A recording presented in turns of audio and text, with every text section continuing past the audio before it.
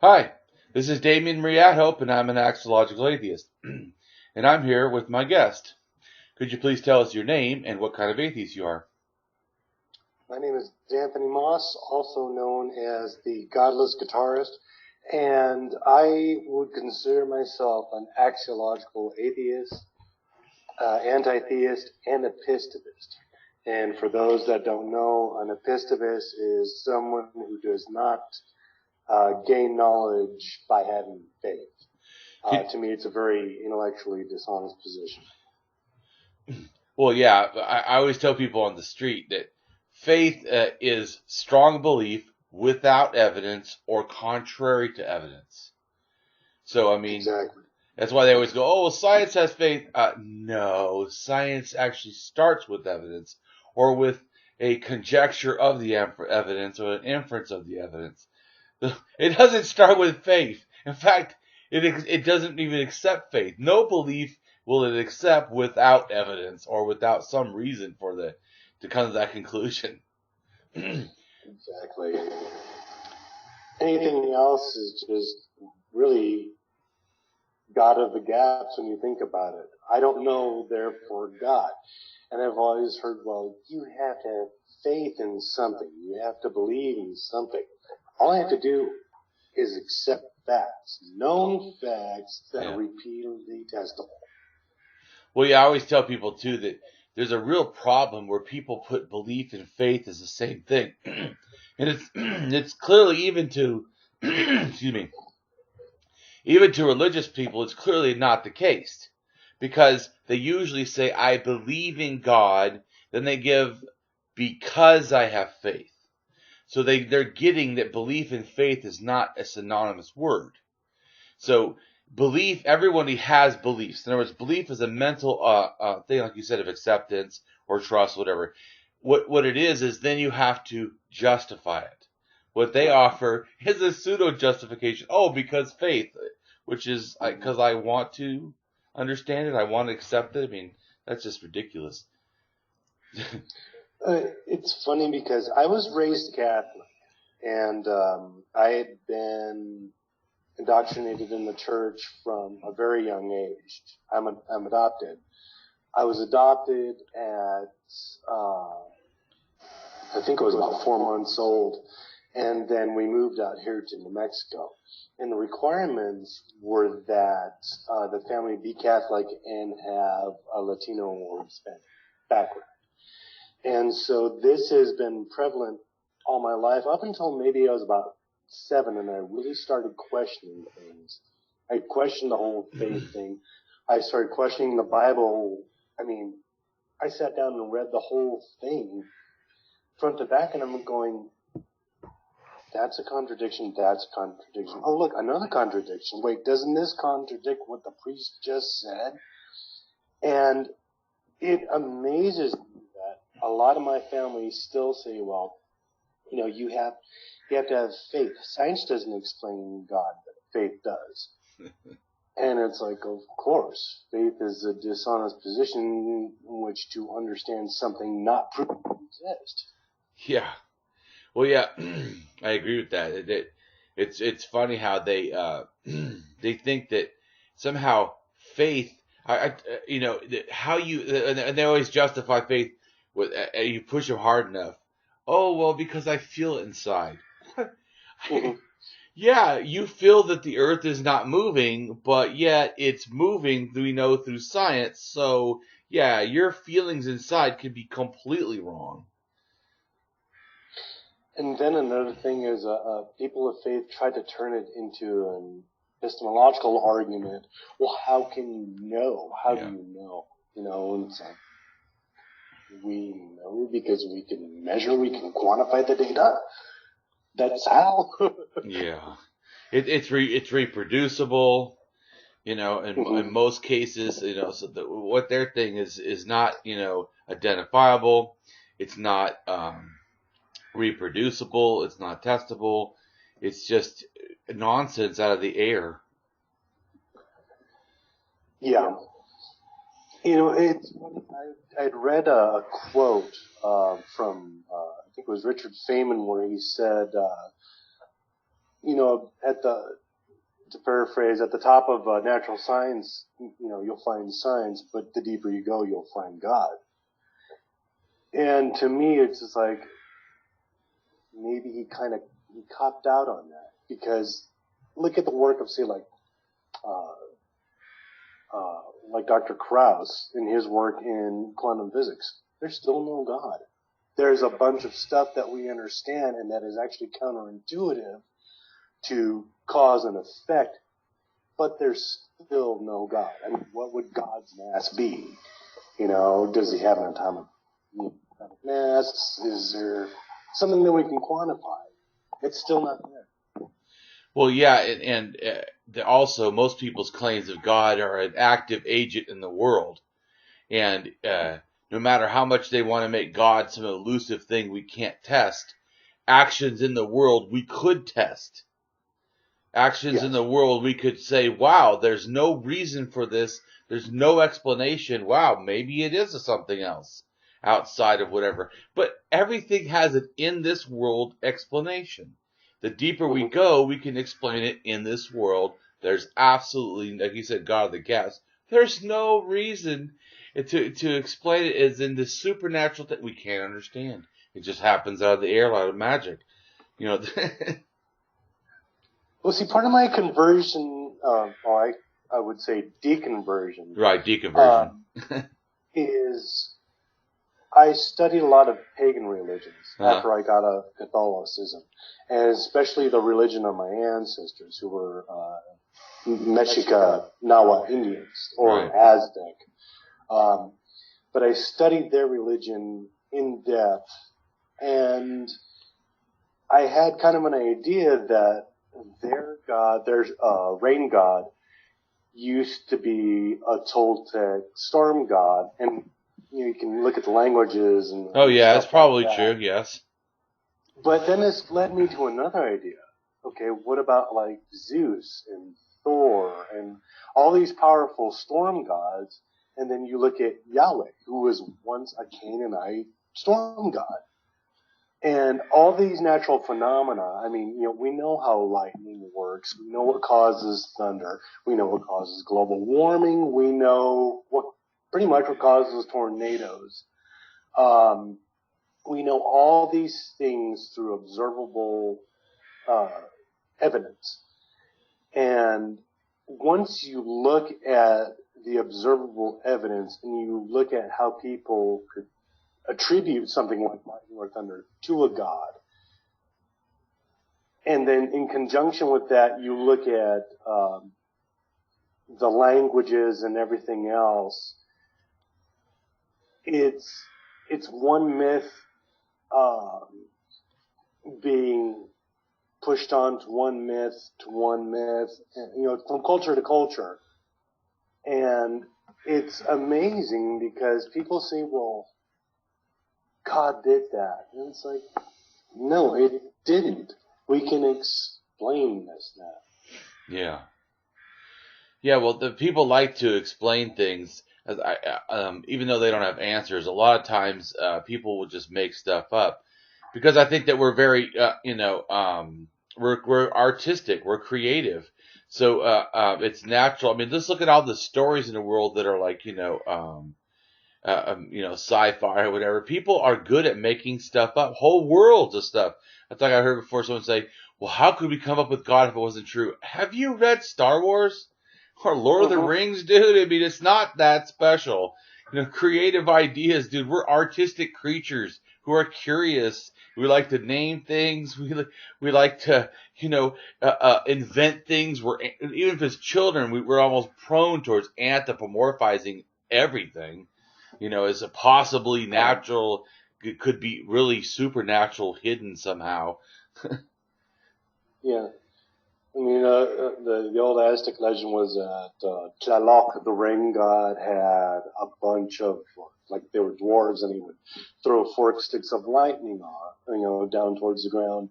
Or Indra hurling his bolts of lightning. But, you look at the science behind it, and it's actually more fascinating than the myth could ever be. Oh, I mean, definitely. we've been able to record the shock wave caused by a bolt of lightning. You can actually see it. And it's funny that you mentioned, imagination, going so far as to explain the unexplainable, with science fiction. I mean, that's how, Scientology started. Well, yeah, I know. It was a fiction book. Well, I know. See, funny is the guy that makes it is a well-known science fiction author that even said that for me to be famous, it would be great if I could just create a religion. Then he creates a religion that sounds like a science fiction book, and everybody buys it. It just shows how also people are so willing to be comforted. We don't want to learn science. We don't want to learn all the hard stuff. Just give me the cliff notes. What is the easy explanation? Well, it's like you said though. It's so funny because the supposedly made up easy explanation is actually not as wonderful as the real explanation. Exactly. There's a small town to the south of here, and they were featured in a news article recently in which the Freedom of Religion Foundation is actually challenging their nativity scene for it being on public land. Right. And, I went into the thread and commented, it's simple First Amendment. It violates the Establishment Clause. And people are like, well, are you from here? Are you from this town? And it's like, I'm from New Mexico. That's not the point of the argument. Well, it's been here for years. Again, not the point of the argument. It violates the Establishment Clause. Right. And all that just seems to go right out the window with them. I mean, it's fucking pathetic, really, that people have this such ingrained sense of tradition that they're willing to just throw law to the wind. And it's scary. I mean, I'm sure you've seen that meme that goes around that has a little church sign and says the Bible trumps the Constitution, and then underneath someone put, and that, boys and girls, is how terrorism starts. Yeah, really. And that's the mentality, that somehow belief transcends everything else, including logic, reason, empathy, and law. Right. Well, I personally do not believe that law makes morality. So I don't think that just because there's a law, it's inherently good or should be followed. So I'm not big on because I'm an anarchist, so I'm not super big on law. But I would say that a law that's just is a law that should be followed.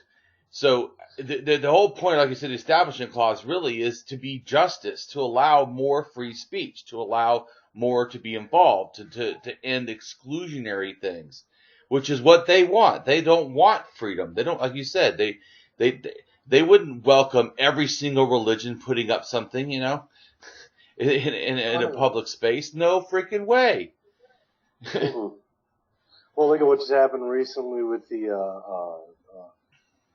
Muslim judge who took her oath on the Quran, and the right wing nut jobs just came out of the woodwork. Oh my God, they're imposing Sharia law, and this is the beginning of the end, and then just all these hateful comments. And then I read another article in a group I'm in which what did he run? It was a homeless shelter. He decided to kick out all the women to keep the spread of sexual activity. Oh, yeah. So they're railing against Sharia law, but yet they institute Christo-fascism. Yeah. Yeah. Their own brand of Christo-fascism is okay because it's theirs. Now, other people's not okay. I know. I was just thinking about when you said about the Quran. I was thinking, I wonder if I could tell someone, hey, can I swear on the God is not great book? Why couldn't you? Why couldn't you? I mean, or say, can I do it on a philosophy or morality book? I mean, it's an oath that a public official has to live by, no matter what he or she swears on. Right. Oh, yeah. They're beholden up to that office, and of course, I'm not going to belabor how that gets corrupted in politics, because I'm like you, I'm an anarchist myself. I mean, I think that the majority of laws are built to control us, not benefit us. They're not based on logic. Yeah, I tell people I'm not inherently against government that is for the people, by the people, of the people. That's fine. I don't care about things that are just.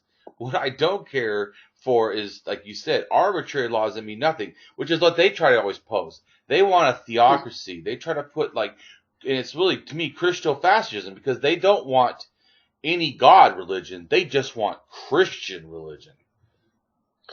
Yeah, they believe that it alone of the land, and it's only for them. Yeah. Sure, you can own guns if you believe in God. Yeah. Sure, you can, have freedom of speech or religion if you're Christian. Yeah. And just this exceptionalism is running rampant now, especially when you look at the GOP debates. I didn't watch.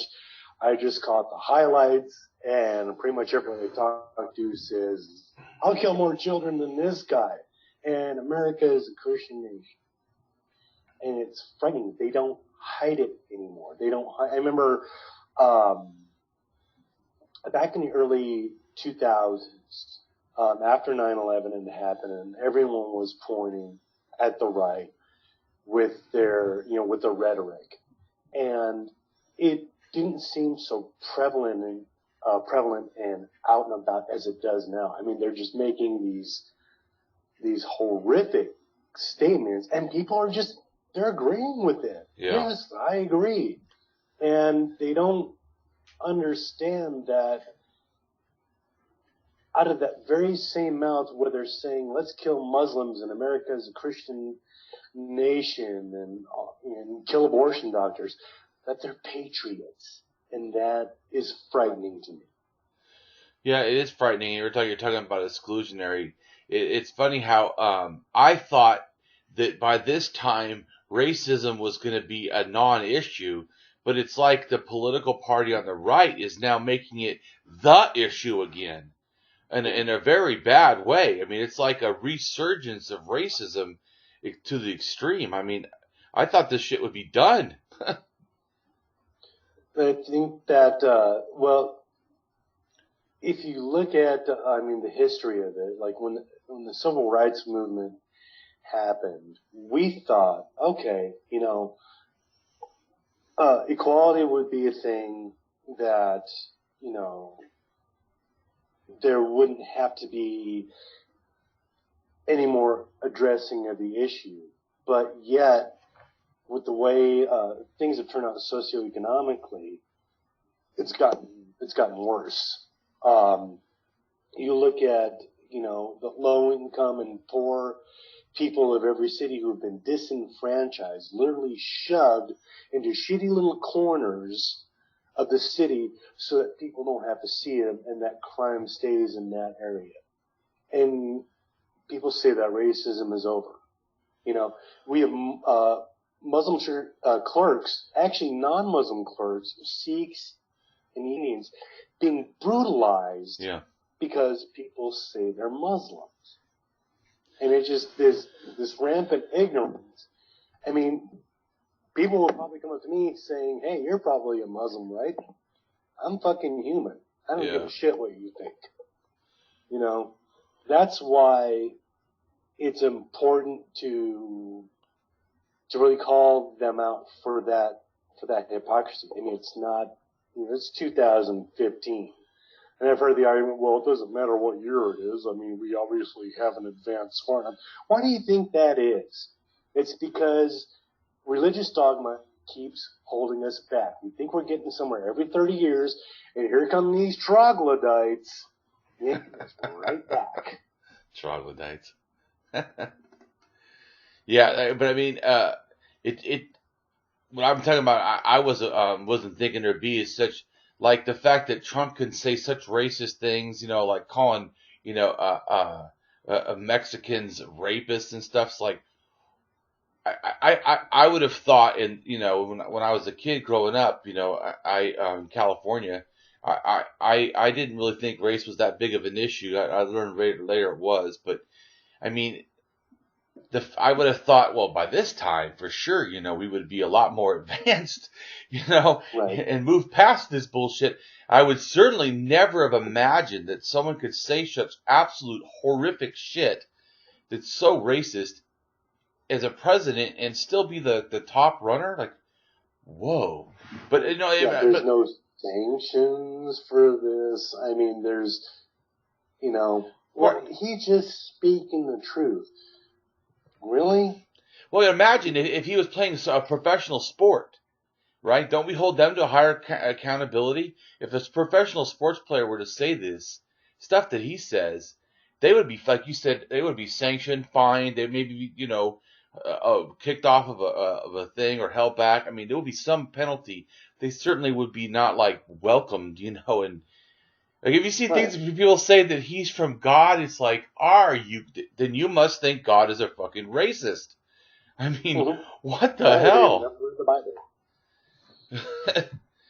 But like you said, the Bible and other holy books, a lot of times they actually promote at least ethnocentrism, yes, is a minimum, but they usually have sexism, homophobia, and racism, or certainly some sort of outing and out group and in group.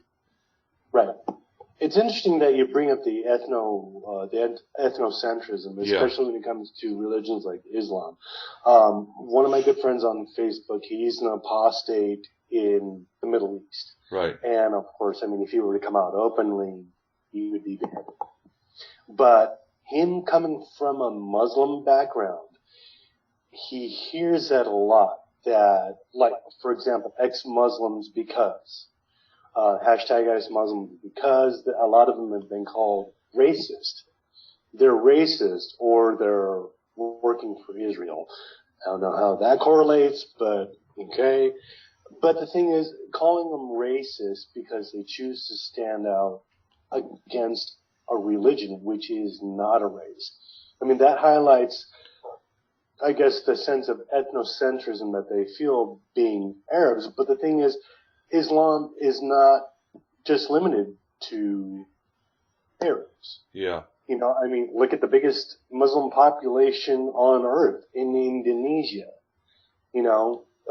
An Asian population. Right. They come from all over, so the false equivalency that says, well, that you're racist because you're standing up against Islam. I hear that from the regressive left a lot too. Yeah. Well, you're not understanding the socioeconomic things behind what causes terrorism. That's not the point. Their religion. Oh yeah, it's religion. I know. Don't give me the bullshit. It's religion. Not saying you, but I mean, it's religion, dude. That's like someone said before. Oh well, the Jews and the Palestinians. You know what? Let me tell you something. The reason you even know about that struggle is religion. It is. If you remove religion, would you really care? I'm not saying that you shouldn't care about people, but I'm just saying, would the media care that this little thing, the size of Rhode Island, has this other little city in it that they're warring over? We would not even know about it. It is insignificant other than religion. If you remove religion, that little piece of land would almost mean nothing to anybody. I mean, there's swaths of South America that has issues people don't even know about. There's swaths of Africa people don't know about. How much people think about India? Do you know how many people suffer in India? Mostly Pakistan and India almost have a nuclear war about to happen. Does anybody know about it? No, because they don't give a shit. They care about religion. Now, if they cared about, like you said, the Sikhs, if they cared about the Sikhs and the Muslims or the Sikhs and the Hindus, oh, well, then we would all hear about it. But we don't. It's a religious thing. It's simply, I mean, we should care about everybody, but, dude, it's a religious war. It is.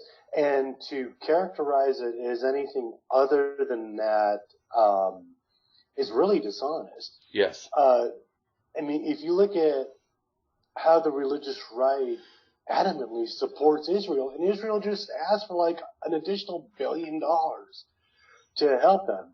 And, well, we got to do it because those are God's chosen people. Right. We can't turn our back on God's chosen people. And there's also a very insidious move by religion. And it's been happening, of course, since before 9/11. I remember watching religious shows all the time just to call it out, that they are adamantly in support of Israel and that you're not a true Christian unless you are too. Well, and then same thing could be said too. You're not a true Muslim if you support Israel, or if you don't support Palestine. It's a religious thing. I mean, if you're this, you have to be this. I mean, we should be dealing with issues that are correct. That's like someone said before. Well, Palestinians are terrorists. There are ones that do terrorist acts. The Irish people say, "Oh, well, Israel is a terrorist state." They have done some terrorist acts. It's like both these people are punching on each other, and the whole thing is just it's not good. It's not, and then we get into mischaracterizations that all Muslims are terrorists or all Jews are Zionists. Yeah, exactly. And there's groups on both sides who stand against Israel's aggression, Hamas's terrorism. Exactly. And they just want peace. Right. And to me, that's what we should be focused on the most. But I think we like sensationalism. We like the violence as American culture. I mean, we like all this stuff, but I think that goes back to the religion too. I mean, Abrahamic religions are very violent. I mean, there's war and death and killing and more than a lot of other religions. I mean, it's prone towards that. So I always say, well, why is America violent? I think it's because we're a God nation. I mean, the Abrahamic God is fucking war-based. Come on. It is. I mean, look at how Christianity, Islam, well, even how like the roots of Judaism spread. It was all through war. Yep. Exactly. And so it's a tradition that's very prone towards that. They always say, it's peace. Really? So tell me when that's been. Right. When? I actually had some guy try to argue with me, well, Western, Western civilization has in fact enhanced the world because of Christianity. And I said, besides there being a few good things, name one advancement towards science that Christianity has brought. How has its dogma influenced the betterment of mankind through science? And he sidestepped, and he couldn't give a good, really good direct answer to it. But the truth is that they can't. Their dogma is static.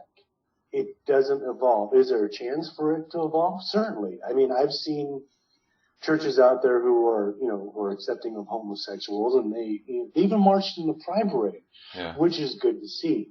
But the thing is, it still brings the question to what end are they doing it? Are they doing it to gain more converts, or is it because they genuinely care about the LGBTQ community? Right. But in any case, it's always religion that has been that holding back factor. Well, and you could say this, that what they do, like they always want to say, oh, we do homeless shelters or whatever. Yeah, but what you do is this. You try to undermine every part of government that would help homeless or would make a living wage so that we don't need to have such disparity and poor. You hurt every avenue towards that, and then you offer this shiny little egg. Oh, look, I'm going to feed people if they'll come and listen about Jesus. Yeah. Yeah. So. Yeah, there's always that little. There's always that little condition, and that actually happens a lot around here. People need to go to assistance, so they have to go to one of the Catholic charities, or what have you. But there's always some catch. Yeah. Either you come to church or you give us money or something to that effect. I mean, there's not actual help to where someone is saying, here, you need help. Let us help you. We're not asking for anything in return. We're just doing it because it's the right thing to do. Yeah. Well, and like you said, if it was really about the right thing to do, then they would support all programs to have government assistance, because the government, could be doing it and not need religion. You could be, so they could all support the minimum wage to be raised to $25 an hour or whatever. I mean, whatever. I'm just saying, it's what they do is they systematically are the ones that are so against any sort of real help, and then they try to offer this option that requires faith. Mm-hmm. So I was going to ask you, when you came out as an atheist, can you tell us again exactly when that was, and when you were sure and you came out, and then how did it affect you in your life? When I was for sure, I would say that was, it was maybe about, I would say about 2 years ago. I was still kind of dabbling in paganism, but I had already pretty much given it up. And this girl I met convinced me to get handfasted. So I was like, oh, okay. To get what? I didn't understand. And it was a very nice ceremony. To get what? I didn't understand what you said. Hold on. What did you say? You said? Are you there? Yeah, I'm here. You said that you did fasted. I didn't understand what you said.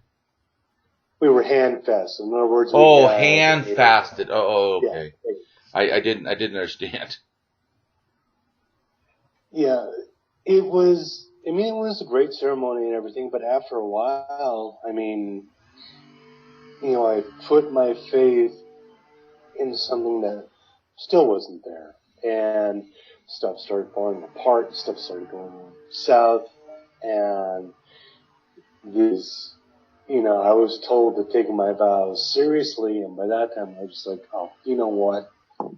There's nothing there. There's nothing there at all. There's no supernatural force gonna help us through this. It's gotta come from us. And finally I just abandoned it, and that was about 2 years ago. And I came out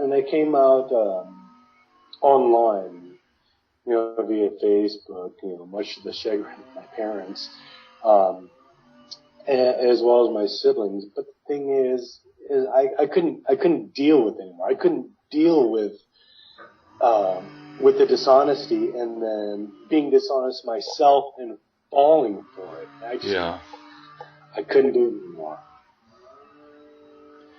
So, how was the impact when you did tell people? I would say that a few of them weren't surprised.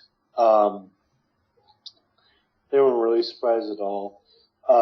My parents, especially my mother, were very disappointed. And she always tells me, well, I know you're an atheist, and she always puts stuff, but you gotta do something, faith-based, So I don't think there's complete acceptance, on behalf of my family of it. And there probably never will be, but the thing is, I'm okay with that. This is something that's not just for my benefit. I'm not coming out as an atheist to say, hey, look, I'm better than all of you. I've seen some people do that. And instead I'm just like, this is the default position since birth, that that I'm accepting. It's nothing, really grand or cool. It just means I don't have any imaginary friends. Yeah. None. Yeah, well, I always tell people on the street that when they try to challenge me, I make a simple thing for people. I say, what to me atheism is basically accepting the natural world as it presents itself, which is supernatural free. It's really that simple. There's no reason to have a belief. So it's just that simple. I don't try to add anything to what is seen in nature, and you are. And because of that, they're required to prove why they think that that's reasonable. Right. This, I've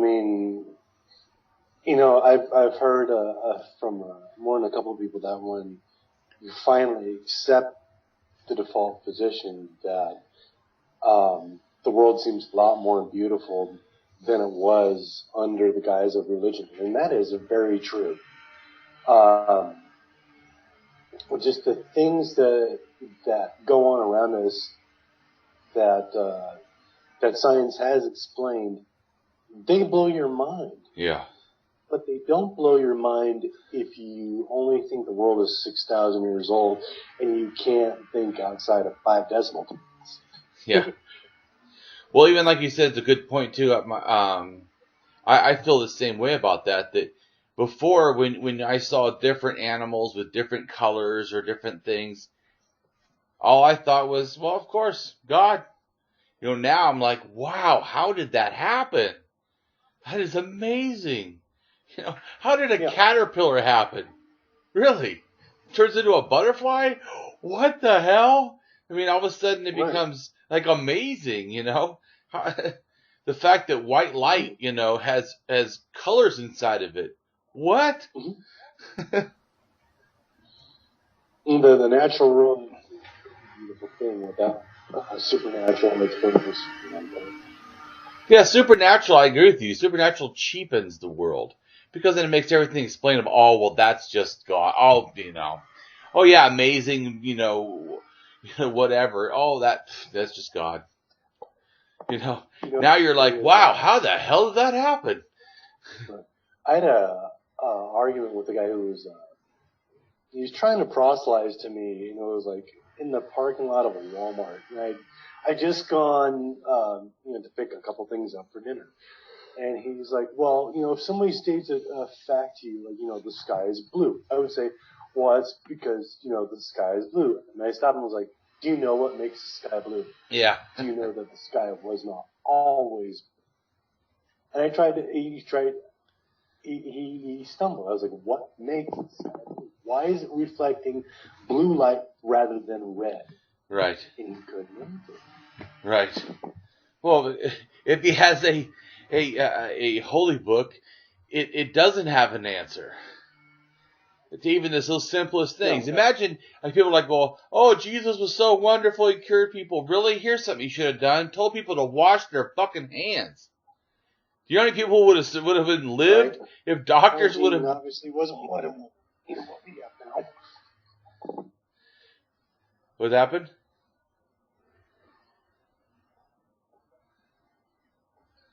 I said, what happened?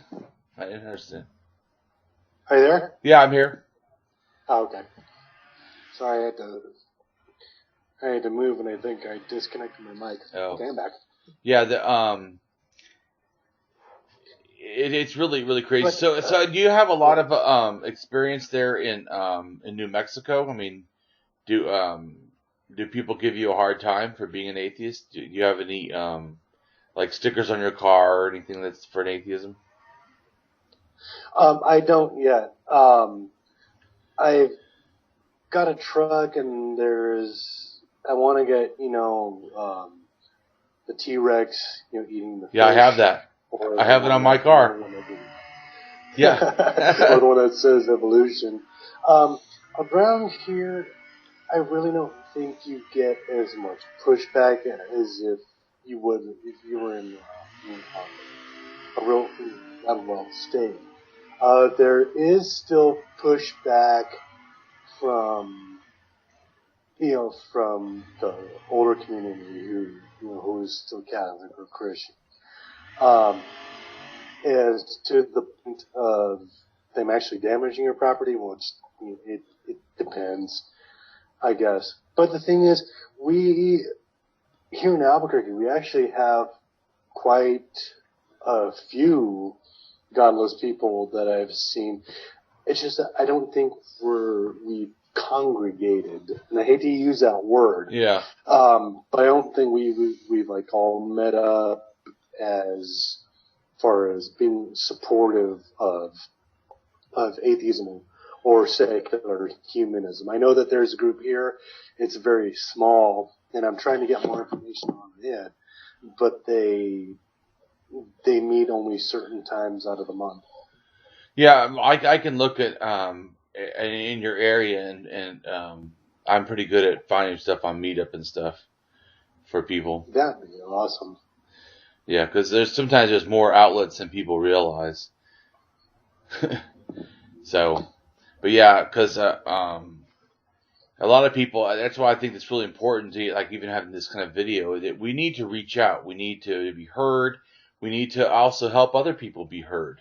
Because I think that we feel too alone. I mean, all we hear is the religious voices mainly getting all the time on the news, usually in public. I mean, they're allowed to do stuff with impunity. They can talk about their stuff all the time. In fact, they even think that when we do talk about our stuff, somehow we don't have the right to do it. Because it's somehow, when they do stuff, it's fine. When we do stuff, it's offensive. Which I always think is funny because really every religion who is a religion almost is a defense in a sense to all other religions. So in a sense, they are offending everybody all the time. Right. That is true. I don't believe in your God. And we just take it one God further, and for whatever reason, there's a lot of distrust. Obviously, there's a lot of what it means to be an atheist, and what it means to simply take the position to not believe. And I think, especially like from the Catholic community here, is just from some of my posts and some of the news happenings in our local news. There's a lot of, like we just found a mastodon skull out at Elephant View. And right away, here they come. Well, that's because God put that fossil there. Isn't God great in this? And You're kidding. I had to push back at that. Because God. I don't like, there's two things I can't stand, and that's willful ignorance and willful miseducation of other people who might not know better. Yeah. So I pushed back, and I know that fossils been here for, this many millions of years, and, well, who put that there? It died there. Yeah. It amazes me that people could be so willfully ignorant of it. And then when you tell them you're an atheist, well, if you're an atheist, why do you care so much about religion? You don't believe in it. So what's your answer? You still there? Did we lose you? Oh, you're back? Yeah, man. Yeah, I said, and what's your answer to that?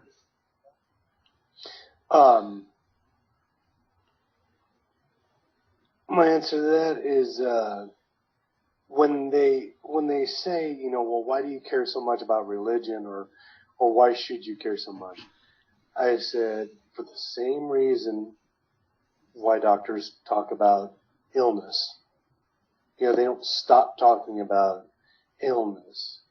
They don't hate the illness. They want to try and find a cure for it. And as long as religion keeps making willfully ignorant assumptions about what goes on in this world, and then indoctrinating other people into that, I'm going to stand against it. That's why. Well, I just the same thing you could say too. And as a fireman, a fire person has to, think about fires because they have to figure out how to put them out. This is what's funny to me is that they are constantly involving us in their religion. That's what they don't get. It's not like they keep their religion to themselves. It's like someone who's a sports fanatic. There's people that like sports, and then some of them keep it relatively to themselves. They just put stuff on their house or their car or whatever. But there's some people that, push it in your face and then get angry if you don't like their specific sport team. Yeah. Or that you don't. That around here. Yeah, but I mean, it's kind of the same. Yeah, but it is like that. It is exactly like that, and you can't escape it because it is so much. It's ingrained in our traditions here, in New Mexico, because before the Spanish came along, it was all natives, and then when the Spanish brought in the Catholic Church, that just ingrained this tradition. We like to call it tradition, like, well, this should be undying. And it's like, well, okay, but it doesn't change. And it does, although it does a little good through charities, in the end, it's not doing as good as it should be. But we have to sit here and listen to it day in and day out. It's everywhere. And the more it tries to become everywhere, the uglier it gets. Right. Like what we were just talking about with Christian dominionism. The louder it gets, the more people jump on board and say, yes, this is a Christian nation, and bad things happen to the wrong people. And bad things shouldn't happen at all. Isn't that what your religion teaches against? Yeah, well, and then let's just say it's a Christian nation. That doesn't even matter. And what does that really mean? See, there's something, what are they presupposing that would entail? Well, to me, it would entail that they would have a right to remove or give rights. So it's a very dangerous thing. Because that's what they're trying to say is because we're a Christian nation, we can be run as Christians. In other words, everyone must be under Christian ideals. Christian morality, Christian beliefs. So what they really want is a theocracy. They want to, when they say it's a Christian nation, the reason for that is to then use the Christian faith to oppress others. Right. And they're already, making a go of it through, look at Texas. Look at their educational system. Look at how women have been disenfranchised for them stripping away their reproductive rights. A woman has to travel, what do they say, I think 2,000 to 3,000 miles to get the comprehensive care she needs. Yeah. It's sad, but this is what they want with their theocracy. Yeah. And it doesn't matter the damage because it's all for God. And it's frustrating. It's so frustrating, and that's why I do what I do. So, you're a musician. Do you bring your atheism into your music, or does it inspire you, or can you tell us about that? Very good question. Yes, it does. In fact, the project I'm working now is called Emergence Delirium, and that's a condition when you come out of anesthesia. Some people come out crazy. They come out swinging or yelling. Really? One of my friends actually did that. He ripped out his IDs, started walking down the hallway. But the reason I use that term is because when I embraced atheism, it was like that. It was like an emergence delirium. You know, it was like all of a sudden everything made sense. There was no guilt. There was no threat of hell, and it was like a feeling of pure freedom. Huh. But there's a lot of people out there who experience a frustration that they can't come. Maybe they can only come out online, and so that music is geared towards a lot of that emotion as well. So I would say that Emergence Delirium is an atheist-based project with atheist and anti-theist subject matter. That's cool. Do you think that being an atheist changes also how you see music, or do you, like, you know, it reminds me of, I had this friend one time when I was religious. This is back when I was a Christian. He was a Christian, but he was definitely a Christian like lunatic, because he told me he doesn't even listen to Mozart because he's not sure if he had sexual intentions when writing the, you know, whatever they call it, sonnets or whatever. And I told him, Yeah. dude, you're a whack job, or that's the most insane thing I've ever heard. I said, Right. do you not use the doorknob because the person who invented the doorknob may have been something other than you agree with? I mean, would you stop? Right. Would you stop using your car because your car was made in a country of like Japan, which is a predominantly, you know, has a lot of Shinto or Buddhists, or you know, Yeah. just. The guy who invented the doorknob was a murderer, which used to use it. Yeah, it's just you just go, oh God. I can. So I've had a couple of friends like that. Well, so it was making me think, I wonder if being an atheist, because I know I see the world different. Not even just like about promoting atheism, but like you said about the wonder in the world, the curiosity. I feel more like, and I feel also, what being a believer did is I felt removed from the world. But now realizing atheism, I realize I feel more part of the world. Like not somehow separate from it, looking at it, but actually in it. Yeah. Well, and see, what Christianity teaches, one of the things that it teaches for you to be in the world, but not. Yeah, not of this world. Yeah. Is a fallacy. You can't be. You're not from another planet. Exactly. Well, I'm from the kingdom of God.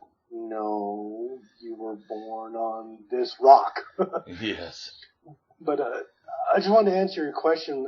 Does atheism like affect how I see music? Not necessarily. I still listen to a lot of the same bands I've listened to, and a lot of those bands just, you know, they tend to be, you know, they tend to talk about more of the natural world or the, you know, extreme swing of like a range of human emotions, or they have anti-theist subject matter. So I wouldn't say that, you know, it's really changed my musical taste. I can tell you one thing: I'll never listen to Wasp again. Oh yeah, why is that? Is he Christian? Well, because Blackie Lawless, I mean, he basically came out as out and out Christian. I am talking Bible thumping Christian. Well, do you know that Slayer, the singer for Slayer, I watched this documentary, and the guy goes, "Oh yeah, man, it's so funny how some people, you know, believe in God." And he's like, "Whoa, I believe in God." And the interviewer's like, "What the fuck?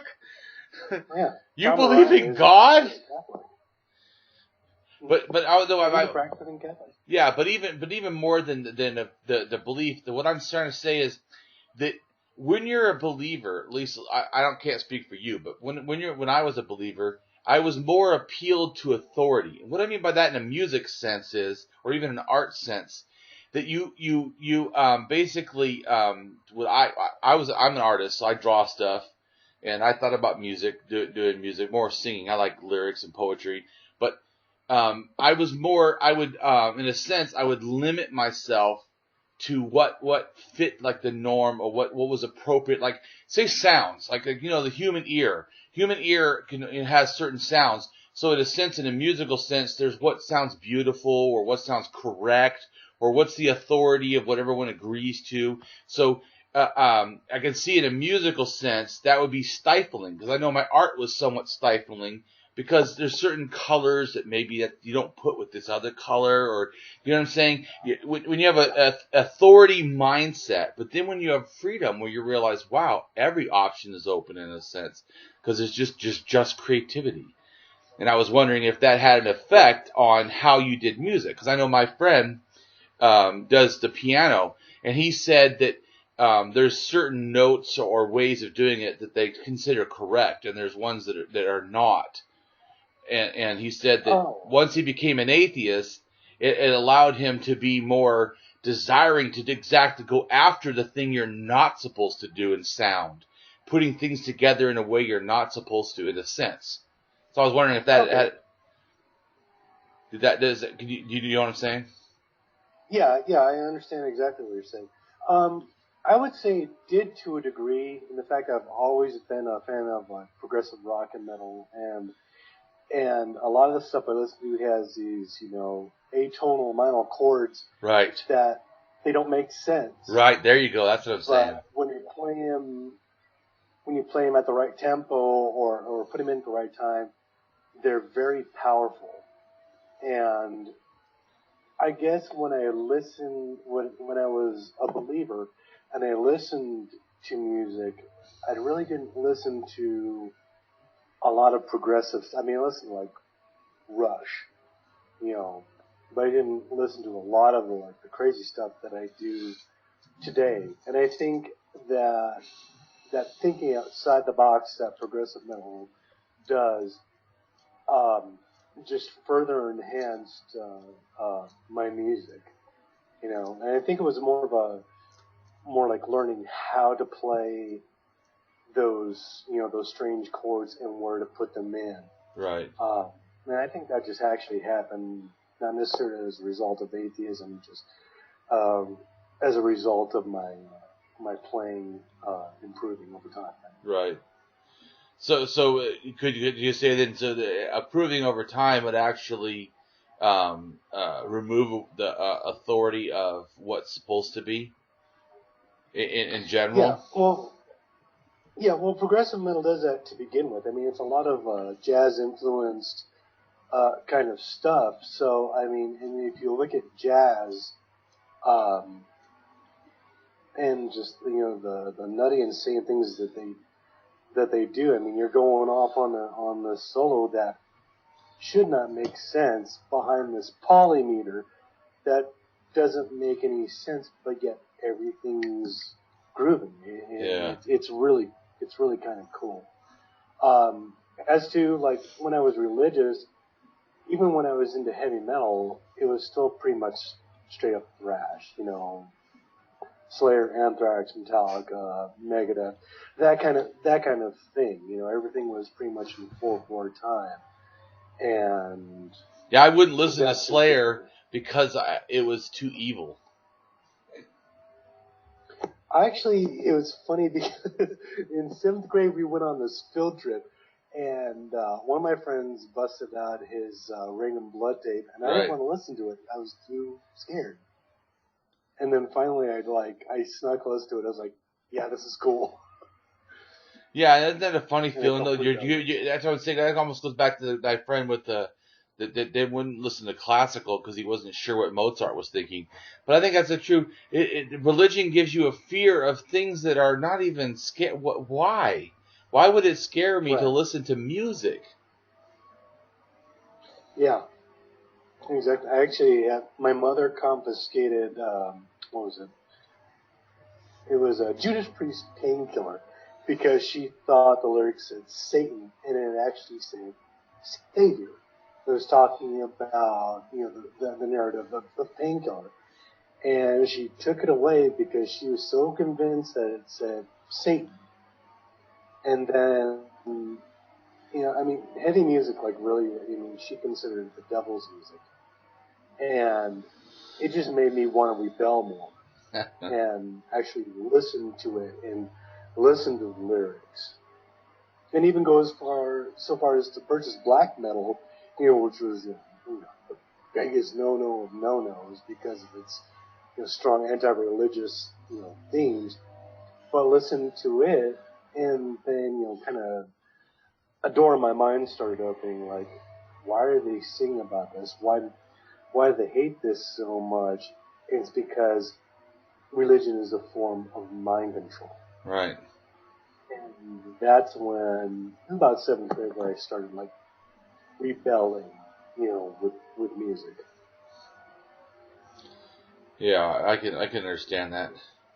I think it's just so weird though that we can look at music and be scared though that its content. But yeah, there's a so when you have I can see up there godless guitarist. So do you consider yourself to be that as a label that you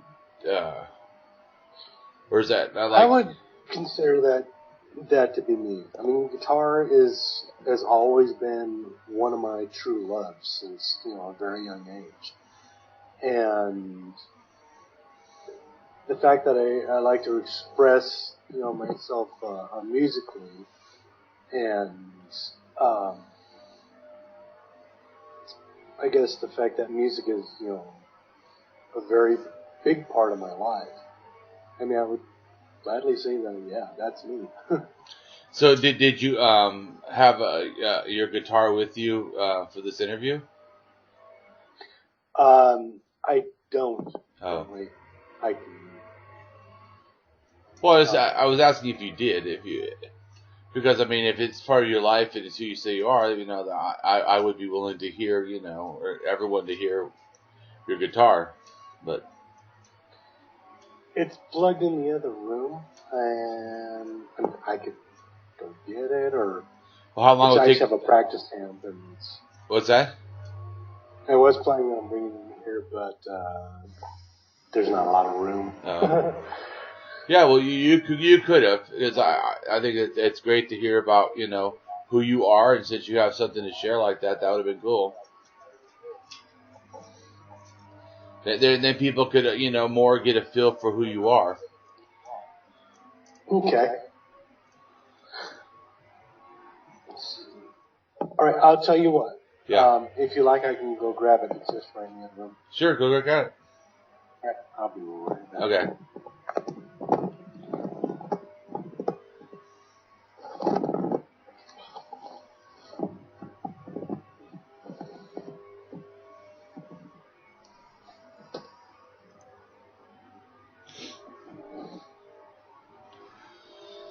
Yep.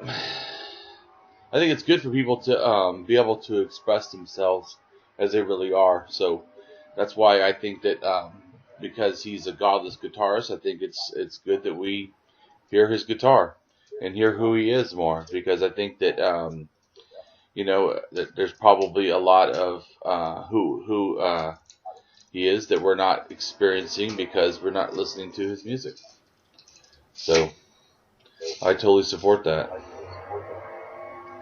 I know that if you were to not know that me in my writing and my art and my poetry, you wouldn't fully understand who I am. So I think it's really great.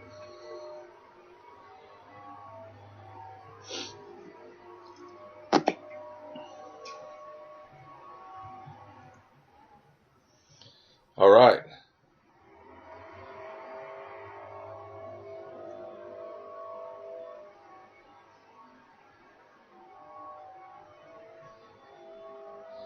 I appreciate you giving us a chance to to hear more of you.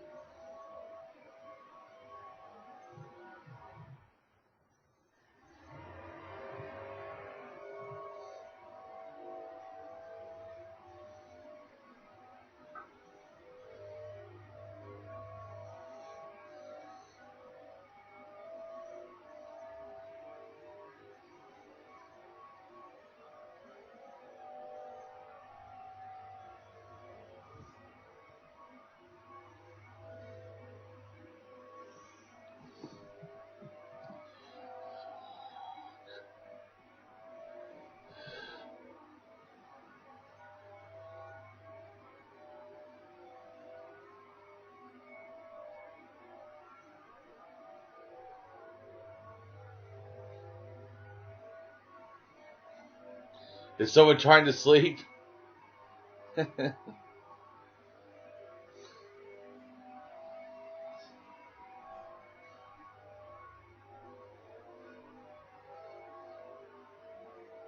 Make sure we can hear the sound.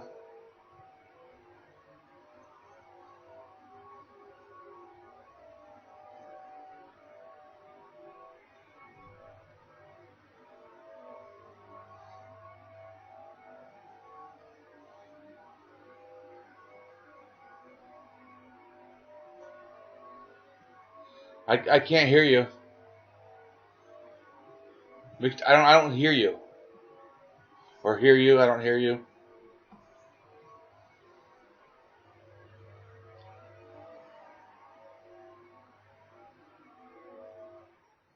I'm not hearing any sound.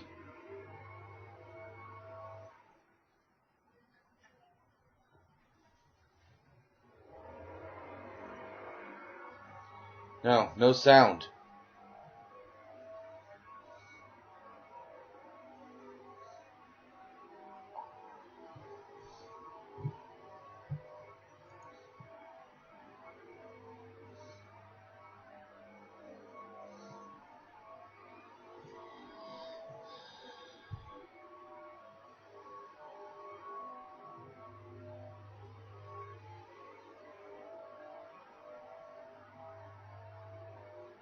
No sound.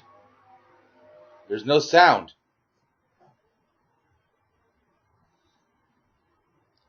No sound.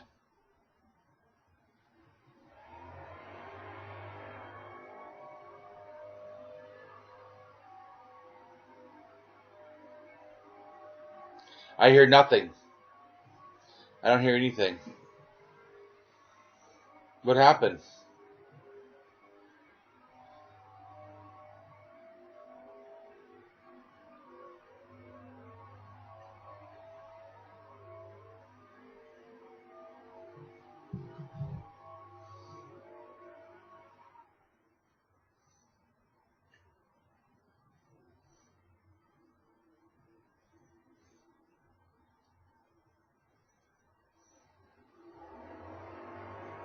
I can't hear you.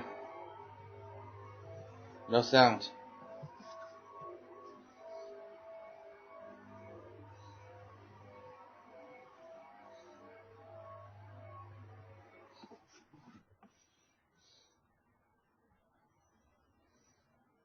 You got sound now?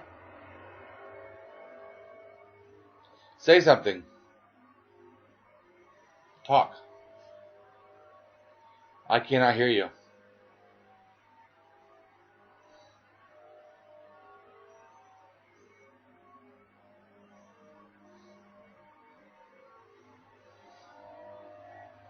That sucks. I wanted to hear your music, and now I can't even hear your voice.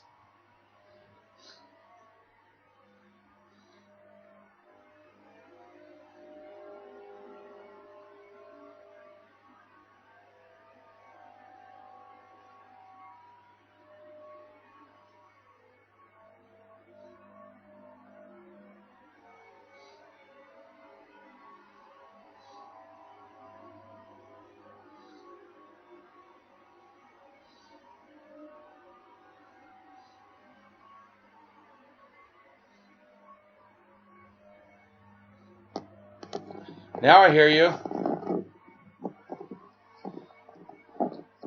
Okay. Now I can hear you. Yeah.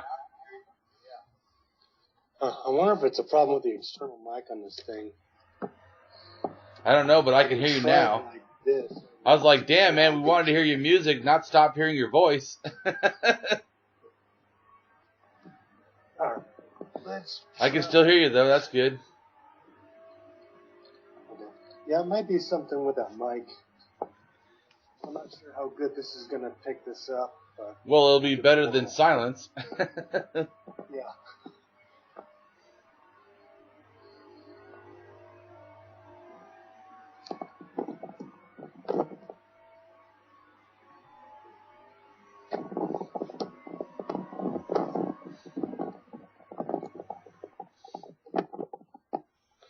Okay, can you hear me? Yeah. All right. How long have you been playing guitar? Let's see. Seriously, since I was like 15. Awesome. So let me see. Can you hear that okay? Yeah. I hear it. Let's see.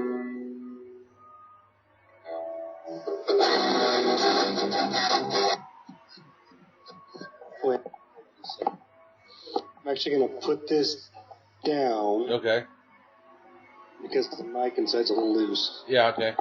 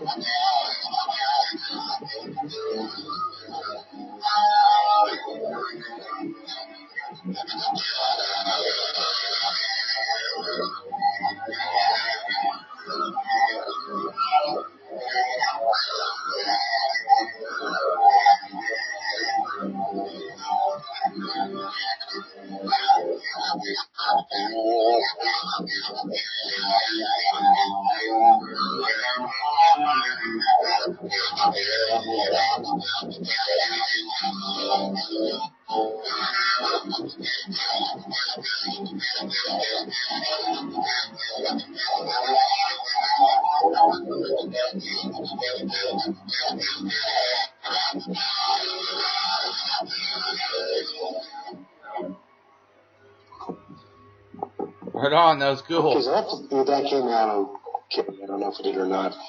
That was cool. I like Yeah? it. I said that was cool. I liked it. Thank you. That was Children of the Stars. And I had wrote that actually not too long after a breakup, but I was watching a documentary about Carl Sagan, and the whole part where he says we're all made out of star stuff inspired that song, because it's one of the most, the truest, most beautiful things that there is, that stars exploded forming our atoms. Yeah. All the atoms. Yep. Yeah, that's pretty awesome. Let's see. So does your you have a wife? Yeah, that's what it was, or a girlfriend? Oh no, that's a roommate. Oh, I have a girlfriend, but she's currently I think she's actually at the urgent care right now because she's been sick. I was going to say, so does she also an atheist or support your atheism? She supports it. She's a theist, but she supports me in what I do. And she's more, I would guess, say, of an agnostic than anything. I don't think she wants to admit it. But she's supportive of what I do. That's good. Yeah, I think that it can be hard if you have a spouse that's totally against you, or a partner that's totally against you. But I think that, like, some people say that they couldn't date a theist, and I go, yeah, it's not really a problem for me to date a theist. Usually the theist would have a problem with me.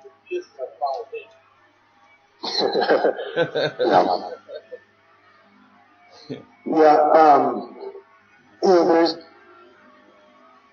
been a friendly debate between us, but when it comes to as far as the insidiousness of the Christian right pushing their things onto people, we're pretty much in agreement that it's dangerous. Yeah. Well, I would say that to me it's like a loaded gun. I mean, a loaded gun does not jump up and just start killing people. But you certainly wouldn't lay this loaded gun in a room of children unattended and think that no one's going to be harmed by it. Right.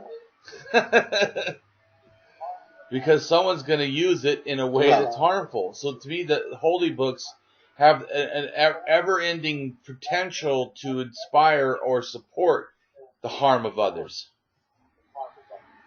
I mean, and go ahead. The thing is, too, that if they're misused, yes. If you really sit down and read them, you're never going to want to be part of that again. Exactly. Well, I think it's really great you do music, because sometimes, like you said about when you were younger, sometimes the music allows people to accept ideas they otherwise would not accept. It allows them to think about, because you could talk about topics of, someone's rights or freedoms or whatever, or going against oppression. That would not be accepted in any other thing, but all of a sudden it's music and it branches across, boundaries. It does. Music to me is the ultimate freedom of expression, aside from writing. But if you look at why conservative groups are so dead set against music, it's because, just like you said, it allows the conveyance of ideas in another medium other than, a spoken word. And I think that scares them, because it allows ultimate freedom of expression. You can talk about whatever subject matter you want, whether it be religious, satanic, or otherwise, and it still conveys a new idea or a different point of view that you might not have considered before, and that scares them. Well, and you know that they're that way, because I know that in metal especially, that they've done a lot of effort to get Christians in there, Christian metal bands, and trying to hijack the ability to push ideas. Yeah, it's interesting that you bring that up, because I was in a local band here, and a few of the bands that we shared the stage with they were openly Christian. Right. And I mean, really, I can understand from a metal standpoint, hey, that's not real metal, that's not the way metal is, and metal is supposed to be a stance against something. I agree. That metal is supposed to stand against the norm. Right. When you bring Christianity into it, you're bringing the norm into something that doesn't condone any type of authority, you know. So I think they do try to hijack metal with that kind of stuff, but it doesn't really work. It doesn't really work at all. So how did it go? Did they treat you different, or did you guys have issues with what they were doing? You said we didn't really have issues with them at all. I mean, there was no like proselytizing on their behalf, nor did we really, at least I didn't feel the need to talk any shit about them. I mean, they did put on a really good show, and they put a lot of heart behind their music, and that in itself is laudable. So I mean, I don't really necessarily feel like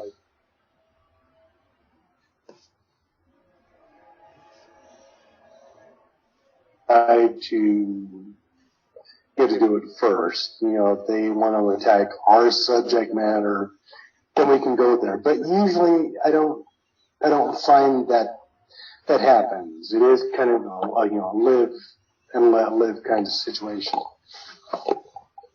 Yeah. So, have you ever been involved where someone tries to protest your music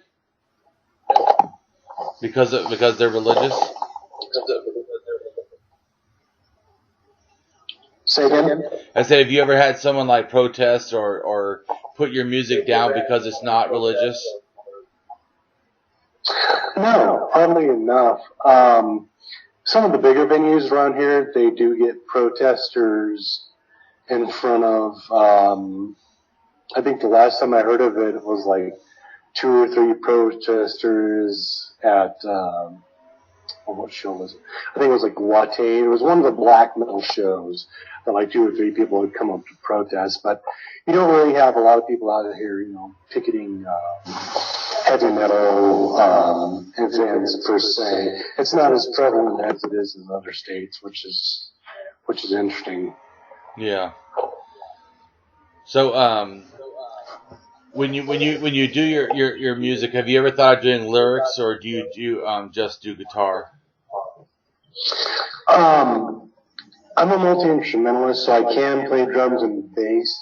It's just a matter of getting a studio package together, which I'm working on.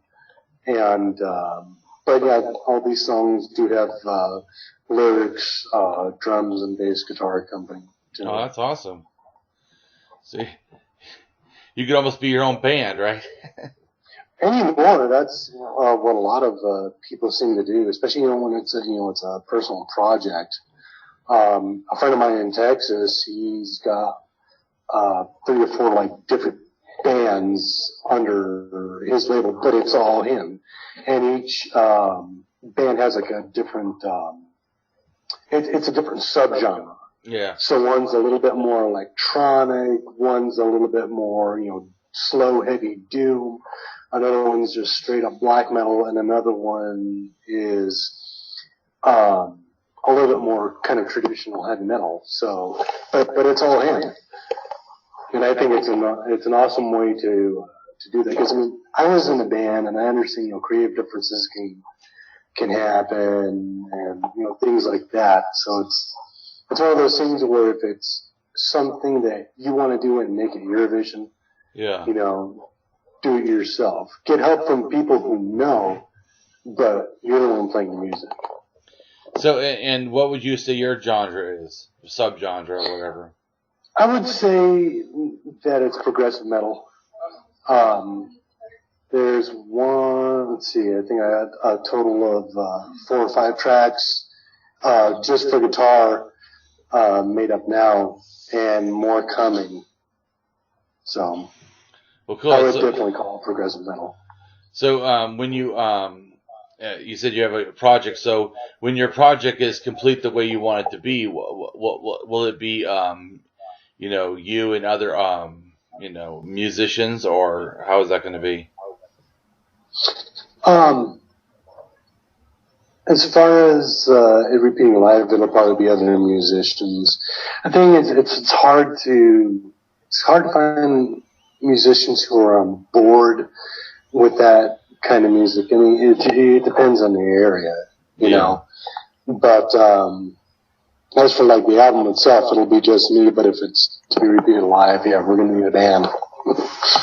So, speaking of the area, have you thought about moving to another area to promote, you know, or to get a band or to get people that are, you know, on the same page as you? I have. One of the things kind of limiting me to doing that is of course income. Jobs are, you know, they're easy to find, but they don't last very long around here. Like 1 or 2 days. But saving up enough income to move, and also trying to find a market to where, you know, my particular brand of music will be, you know, accepted. You know, it's hard, especially around here. You know, there's a huge cover band following around here.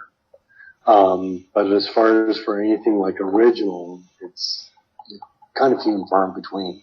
There are, but, you know, it's like they're already established in doing it. You know? Yeah. So do you think that the atheist community is more supporting to your music than otherwise?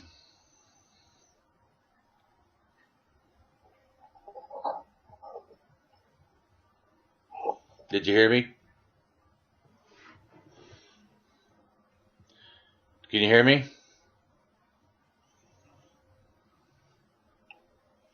Can you hear me?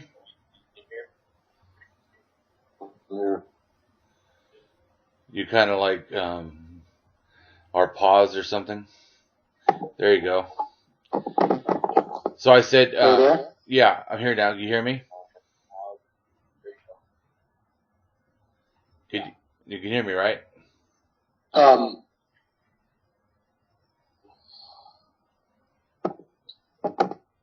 What was your question as far as atheism? I was saying, do atheists seem to support you in your music, or do they not? Are you still there? Yeah, I'm still here. I'm still here. I don't know what's wrong. Bad connection here. Yeah, it might be our Wi-Fi. It goes in and out here, even with it sitting near the transmitter. Oh yeah. Yeah, it's just kind of wonky. Okay, well, I was asking you. So, do you feel that atheists in general seem to support your music, or is it just not an issue? I've got a few atheist friends who actually do support it, and they've actually, you know, gone off on their own to do like their own projects and stuff. So I'm getting helpful advice from them. Like I said, you know, it's kind of hit or miss. Everyone's got their own thing going on, but I think the atheist community here would be appreciative of it.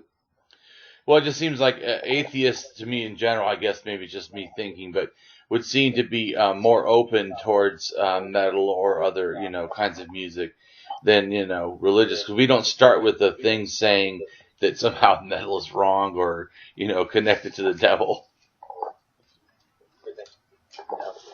Yeah. I guess it also depends on geographic location. There's a lot of metalheads who are, you know, very progressive, and in conjunction with being godless, but also quite a few who are actually conservative and are more conservative minded, and that it's like, okay, you're a metalhead, you're stuff that supports Trump. Okay. You know, so it's kind of, wow, supports Trump? That's insane. Yeah. To me, that's a little lunatic fringe. It can be kind of daunting, you know. And this one guy I was wanting to jam with, and he lived in here, he lived in Santa Fe, but he posted something to the effect of white power on his page. I was like, yeah, not collaborating with you. Yeah, really. It just depends. I think it will kind of hit home with the progressive, atheist community. So do you think, speaking of being metalheads being progressive, so are metalheads and or musicians that play it, do you find them to be more progressive as far as like gay rights, women's rights, race rights, or whatever, and equality, or as you said, is there a big conservative fringe? There is quite a large conservative fringe, like in the metal community here, and they do tend to push back at LGBT rights. I'm not one of those. I'm a father to a transgender child, and to not support him in his efforts, I mean, I couldn't imagine, turning my back on him and others in the LGBTQ community simply because I'm a metalhead. I mean, I don't think the two are mutually exclusive. I mean, look at Rob Halford, Right.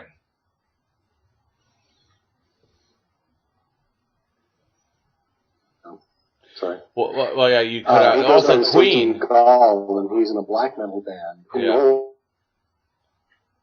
Are you there? Yeah, I'm here. Okay, yeah. The screen froze. Must be your connection. But yeah, so you said, last time I heard the thing you said it was Ron Halford, and I didn't hear anything else. Well, no, what I was saying is that I don't think support of, being supportive of LGBTQ rights and being a metalhead, I mean, these things aren't mutually exclusive. I can still be a metalhead and support people who need to support, who need that. What I was saying is, I mean, look at Rob Halford. He's openly gay. There's a lot of, there's quite a few metal musicians who are openly gay, and they still take the stance of heavy metal, but they'll stand up for injustices. Yeah, and it seems to me, like, as you bring up that point, it seems to me that actually the metal is more accepting than rap music, as far as, other identities. It can be. Metalhead has a following that, I mean, I'm friends with metalheads from all over the world. India, Malaysia, Nepal, Mongolia even. So I think as far as metal music's ability to bring such a diverse group of people together, it's always been like that. I mean, I've gone to concerts where people come from as far away as Turkey to see the show. Yeah. And that's a really cool thing, bring us together all races, and even all religions or none, with the power of music. So I think it is more readily accepting of other races or other ethnicities and religions than other music might be. Yeah, certainly than country, right? Say again? I said certainly more than country music. Oh yeah. Could you imagine a satanic country music? Or an atheistic country music? That would be hilarious. I don't know how well that would work.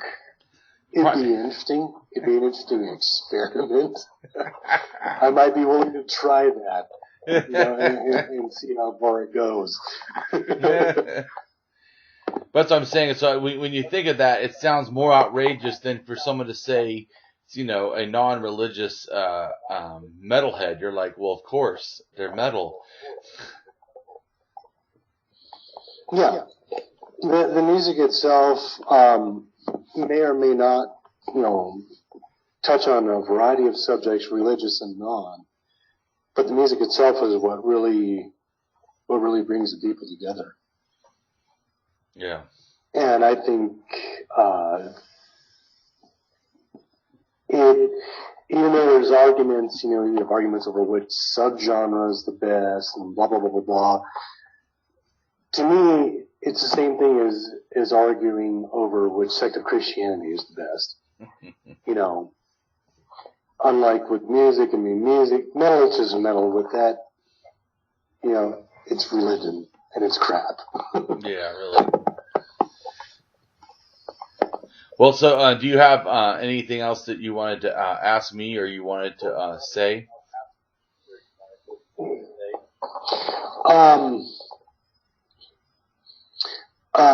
First of all, I'd like to thank you for the opportunity for this interview and for letting people know that, especially those who are coming out as atheists and don't have the ability to do so in their state or maybe their country, that you're not alone. Yeah. There is a forum for you. There are people who will listen to you. There are people who identify with you and who have been where you're at, so you're not alone. Yeah, I appreciate you, you know, taking time to do an interview also.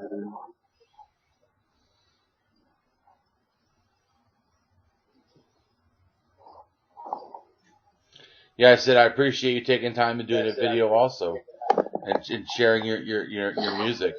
Could you I can give them a link and stuff, but can you tell us about what your project is and where they can find you and sell yourself? Well, coming up soon, I will be having a Facebook page for Emergence Delirium. I'm just waiting on getting my logo finalized and stuff like that. But you'll definitely be able to find me on Facebook. And I'll be posting stuff on the Godless Guitarist page as well, as far as new music and stuff like that. So definitely check that out as well. But this is up and coming. It's awesome music, so definitely check it out. Right on. Well, it was a pleasure meeting you, and